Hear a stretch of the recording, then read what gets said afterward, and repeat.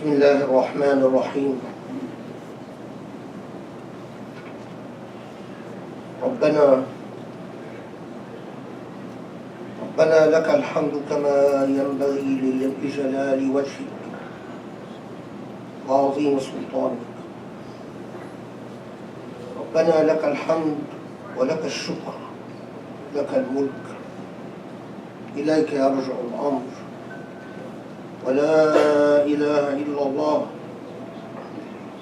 ونصلي ونسلم ونبارك على محمد النبي الخاتم الأمين وعلى آله وأصحابه ومن اتبعه بإحسان إلى يوم الدين.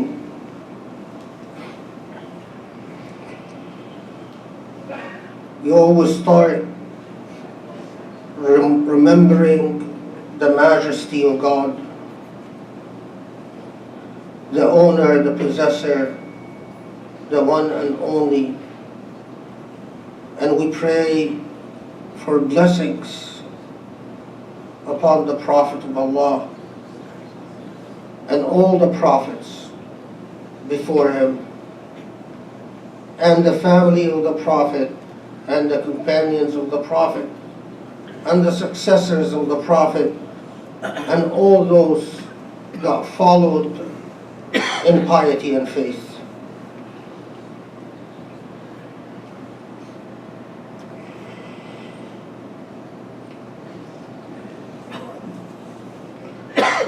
As some of you might know, I have dedicated a big part of my life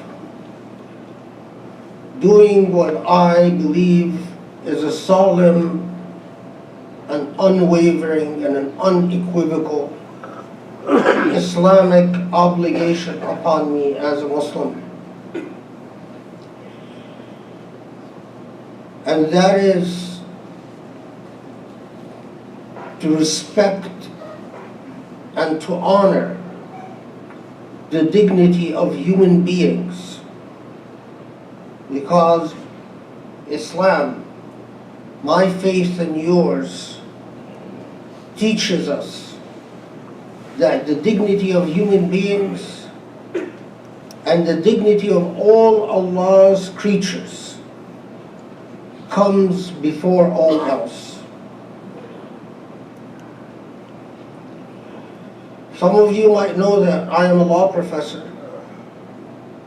And as a law professor, I have dedicated much of my life to fighting and combating and resisting the most egregious assault against the dignity of human beings, and that is the practice of torture.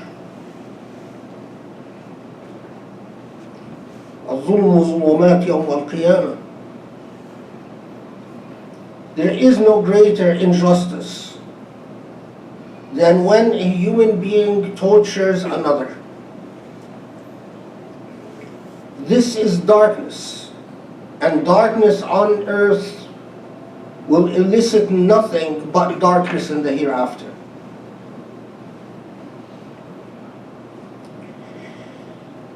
When I look at the map of the Muslim world, it kills me. It breaks my heart that wherever I look, I find that the practice of torture, human being torturing another, is widespread, systematic, and persistent. Some Muslims believe that the prohibition against torture is something that belongs to international law, or is a Western concept, or is something that comes from the outside and not the inside, the innate Islamic culture. This is sad.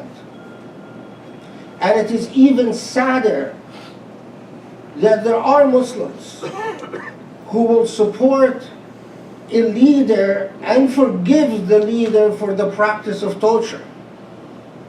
There are Muslims who will say, yes, Sisi in Egypt might practice torture, but it's okay because Mangishgar Kida. This is the way it's just a necessity. Or the practice of torture in Syria, and they will overlook that fact. Or the practice of torture in Yemen, or they'll overlook that fact. Or the practice of torture in Saudi, and they'll overlook that fact. If you do not acknowledge evil at a minimum in your heart,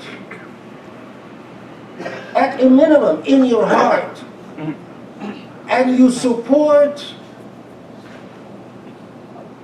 any leader, any power, any authority, despite the practice of torture, then your Islam is defective.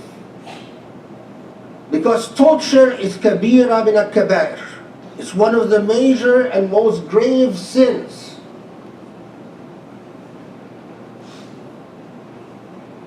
Hisham bin Hakim bin Hizam, one of the companions, radiallahu anhu, was reported to be traveling in Sham.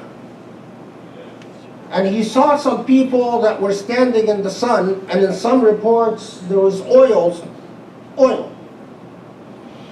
poured on their heads, and they were standing in the sun.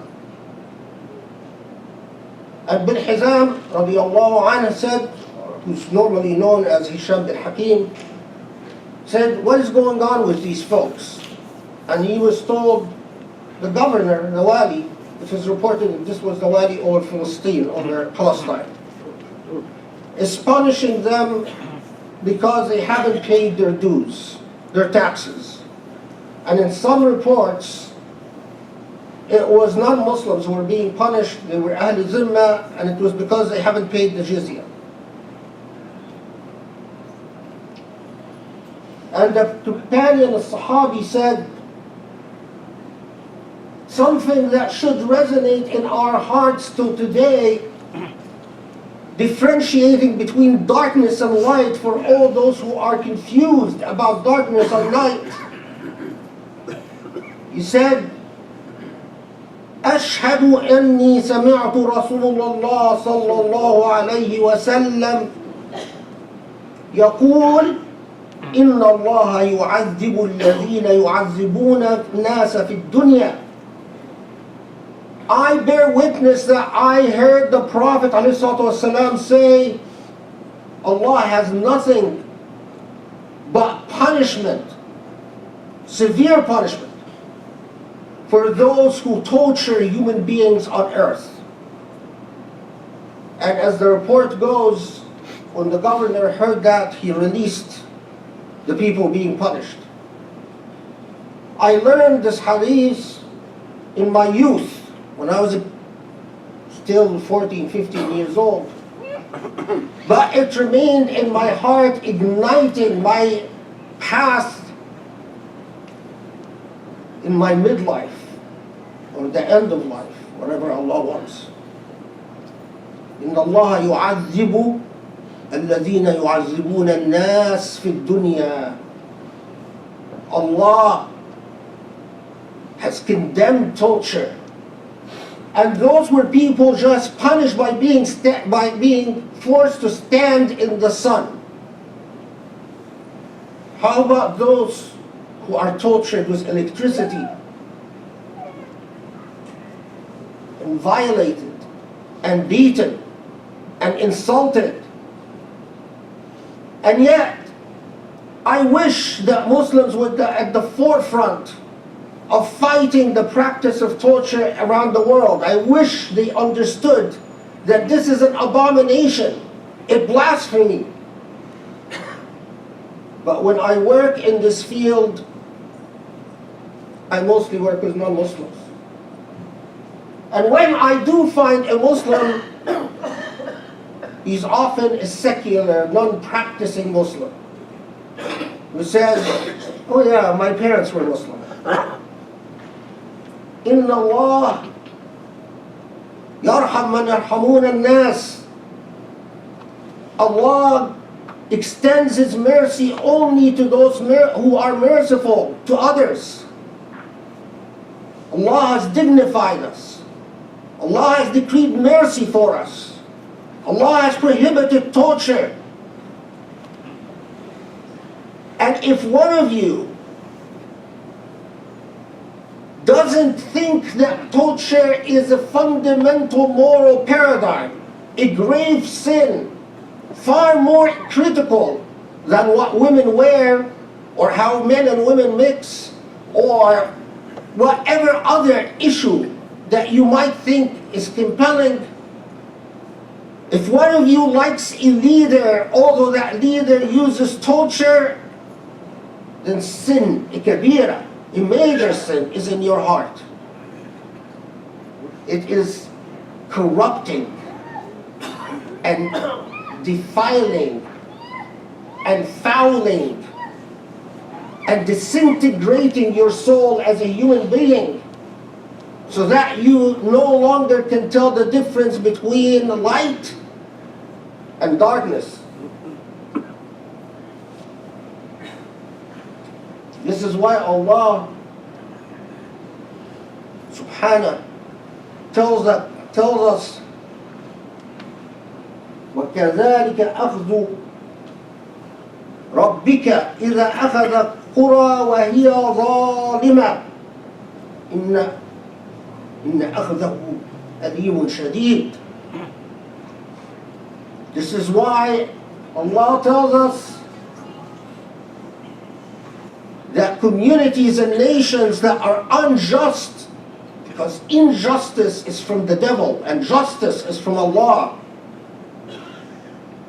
that Allah has decreed a sunnah in the kawn. It's a part of the law of nature. Injustice leads to destruction. Injustice leads to destruction. Some of us has escaped Muslim countries and come to the United States to escape governments that use torture. Some of us are in the United States to make money and live a good life. In either case, I wish Muslims were at the forefront of ending the abomination and condemning the abomination of a human being torturing another. Was'alullah yastajib lakum.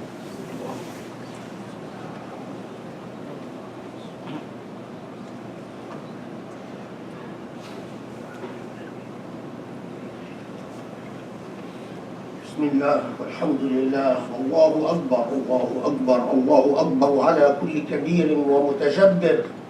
والصلاة والسلام على محمد وعلى آله وأصحابه ومن تبعه بإحسان إلى يوم الدين. Among the methods of torture, my dear brothers and sisters, although you might not think of it this way, is sexual assault. Sexual assault, sexual molestation, sexual harassment is torture. It kills the soul of a human being. And it kills me when I see ignorant people react to something like the Kavanaugh Supreme Court Justice nomination, who was appointed to the Supreme Court. Ignorant people who say, well, if a woman accuses someone of sexual harassment, she must bring 4 witnesses, otherwise it doesn't concern us. Khasir. You have corrupted the law of God, you have corrupted Sharia and made it ugly and brought a bad name to Muslims. The law of 4 witnesses was decreed to protect the honor of people and especially women. It was not a license for sexual harassment and sexual assault And again, sexual assault is a method of torture that you must be conscientious in condemning, and know that sexual assault is not subject to the law of evidence for zina. Sexual assault is a crime of Hiraba, terrorism, Hiraba. And in the crime of Hiraba, we consider circumstantial evidence. I wish those who have not dedicated their life to the study of Sharia would mind their own business, raise their family, and stop talking about what they do not know. You don't learn Sharia in your pastime. You don't learn Sharia as a hobby. You don't learn Sharia by reading material on the net. You don't learn Sharia by taking 6 months and going somewhere. You learn Sharia by dedicating your entire life to the study of Sharia. Your entire life. Decades of study. And after 30 years of study, you come to the conclusion that you know very little. And you're humbled. I wish those who are ignorant would realize that they will be held responsible before Allah for their ignorance. And that they would mind their business, pay attention to their jobs, and leave Sharia for those who have studied it and dedicated their lives to studying it.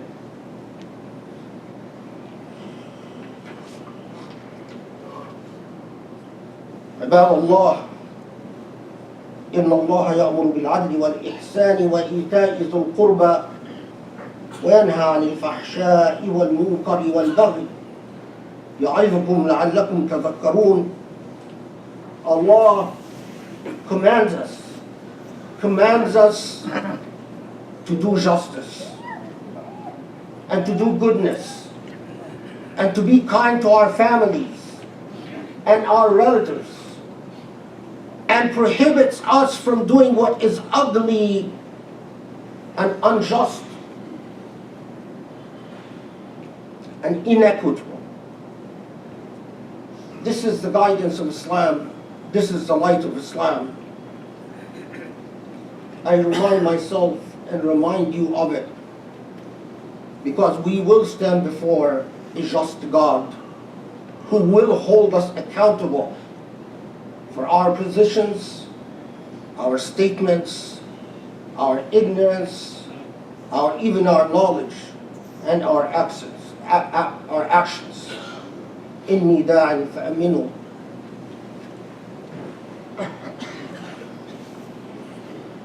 اللهم يا رب العالمين اعف عنا واغفر لنا واهدنا لأقرب من هذا رشدا. اللهم اهدنا لأقرب من هذا رشدا واهدنا صراطا مستقيم واهدنا إلى العدل والقسطاس المقيم وانصر الإسلام وأعز المسلمين. انصر الإسلام وأعز المسلمين. انصر الإسلام وأعز المسلمين يا رب. Allah, grant us guidance, grant us light, grant us the ability to see truth and justice for what it is, and to stand by justice and truth and light and not betray your principles and your cause. Allah, guide Islam and guide Muslims to the glory and beauty of Islam so they may fulfill your covenant and your promise. Welcome.